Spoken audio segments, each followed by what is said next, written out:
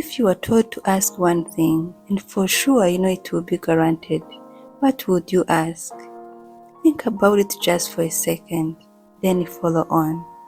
We are going to hear what the wisest king answered as the message goes on. For sure you will learn something from it. Let us start first with the key point of today. Sleeping no matter what's playing in your mind. Sleep is the golden chain that ties healthy and our bodies together. This quote was stated by Thomas Dekker, who probably said it over 400 years ago, and that statement is still valid as of today. He wanted to point out that one of the strongest links that connects our individual pieces is between sleep, healthy, and body. So now we can add the spirit too. In addition to what you make your everyday priorities, consider your sleep time also. Pay attention to your sleeping habit to have a healthy and well-balanced lifestyle. Sometimes you may feel physically tired, but your brain completely refuses to quiet so you can get some sleep to be good for the next day. If you ever find yourself in such situation, this message is for you. Follow on up to the end and it will help you drift off well to sleep without distraction of the mind. One recent night, I couldn't sleep myself from mind-blowing thoughts. I turned to my phone. I tried to put on music, none sounded right. I changed to messages, nothing but all made me feel more awake. Then in the middle of that night drama, I thought, there must be a better message, soothing, that can help to relax and quiet all the day thoughts, which keeps running up and down the mind. Funny enough, like a month ago, one of my friends had suggested to make a bedtime message. Those were her exact words. The message helped me to meditate on the Word of God before falling asleep. If you could do a bedtime message with your calming voice, it will help many to sleep in no second. For real, who wouldn't feel good to hear such a compliment? I hope this one as you follow will help you to sleep smoothly too. Always appreciate each comment, but some come with good inputs to consider deeper. I did put that idea on my list of topics to consider as time comes, but I did not think much about it right away until that night. From that disturbed sleeping night and my friend's suggestion, which now I think had her reason to suggest it, it made me realize the benefit of bedtime story, and now I find it more helpful than I ever thought. According to Dr. Christine Won, the medical director of Yale Center for Sleep Medicine, she said, a story, more so than music or background noises, is more likely to force the stubborn mind's attention away from whatever is causing emotional distress. As a grown-up now, think far back as you can remember. Did anyone ever read a bedtime story for you? Either way, it's okay. Now you are old enough to make your own decisions, and don't let old beliefs make you think it's too late for you to hear bedtime stories. Actually, as we grow with more responsibilities and life challenges, the bedtime stories become more helpful as we follow them by our own choices. Dr. Christine Won went on saying that a bedtime story works by distracting the mind from self-sabotaging thoughts and worries, which allows the body's adrenaline to calm down. The brain can transition into the sleep state. So no need to think much, as the saying goes. Better is better than never. Now is the time to have such opportunity when it's not only just a night story, but willingly following for your own benefit to sleep, even with the highest mind chaos of the day. To help relax your mind and put your adulthood responsibilities on side to sleep.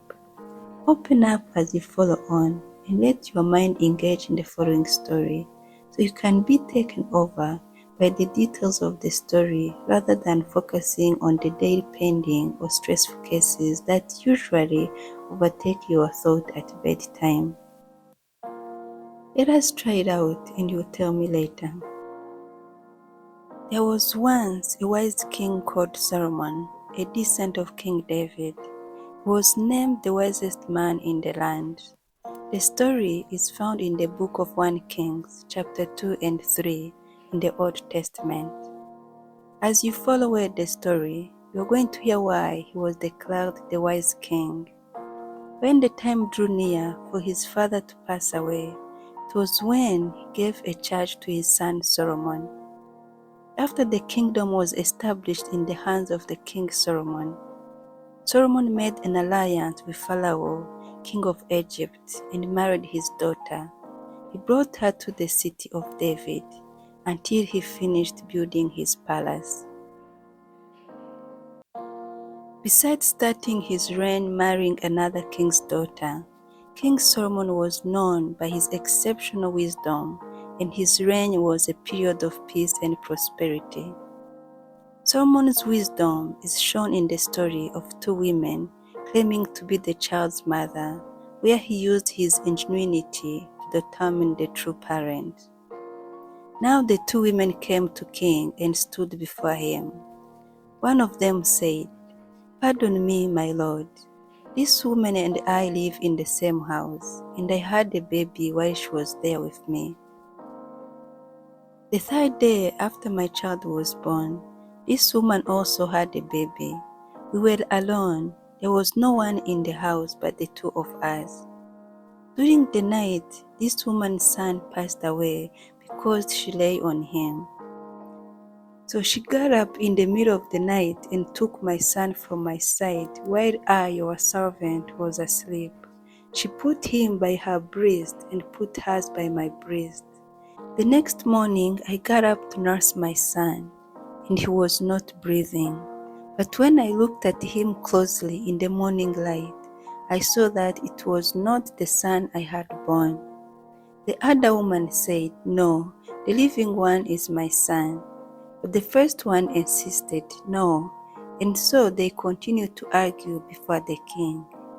Then the king said, 'Bring me a sword.' So they brought a sword for the king.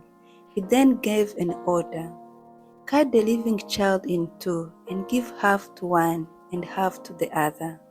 The woman whose son was alive was deeply moved out of love for her son and said to the king, 'Please, my lord, give her the living baby, don't kill him.'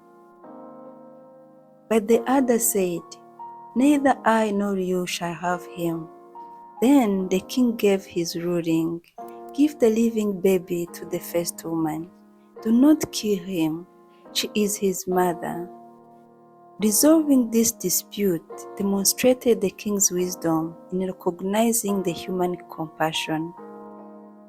When all people heard the verdict the king had given, they held the king in awe because they saw that he had wisdom from God to administer justice. How it all started. Before all that, at the beginning of his kingdom, Solomon showed his love for the Lord by walking according to the instruction given to him by his father David. The king Solomon went to the city to offer sacrifices. At that city, the Lord appeared to Solomon during the night in a dream, and God said to him, "Ask for whatever you want me to give you." Before we go on to hear the wise king's answer, do you remember the first question asked at the beginning of this message? If they tell you to ask one thing, and for sure you know it will be granted, what would you ask? Now hear the answer of the wise king Solomon compared to what you had thought and learned from it. Solomon answered, "You have shown great kindness to your servant, my father David, because he was faithful to you and righteous and upright in heart. Now, Lord my God, you have made your servant king in place of my father David. but I'm only a little child. I do not know how to carry out my duties. The new King Solomon said with a humble heart for the king, Your servant is here among the people you have chosen, a great people. So give your servant a discerning heart to govern your people and to distinguish between right and wrong. For who is able to govern this great people of yours? The Lord was pleased that Solomon had asked for this. So God said to him, Since you have asked for this and not for long life or worthy for yourself, nor have asked for the death of your enemies, but for discernment in administrating justice, I will do what you have asked. I will give you a wise and discerning heart, so that there will never have been anyone like you, and nor will there ever be. Moreover, I will give you what you have not asked for, both worthy and honor, so that in your lifetime you have no equal among kings. Then King Solomon awoke and he realized it had been a dream. Wow, what an amazing dream! Having a vividly direct conversation with God above all. Isn't it beyond? Who else could be a better king? God granted all that he had asked and even more, which made him the wisest king, strong and rich during his reign.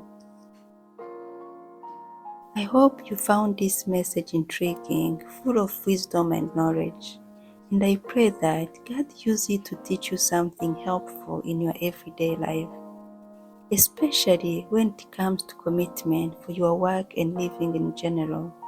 As King Solomon, always pray to ask God's guidance and consider the benefit of being sincere no matter the price. Sleep well and hope to hear from you later after you wake up.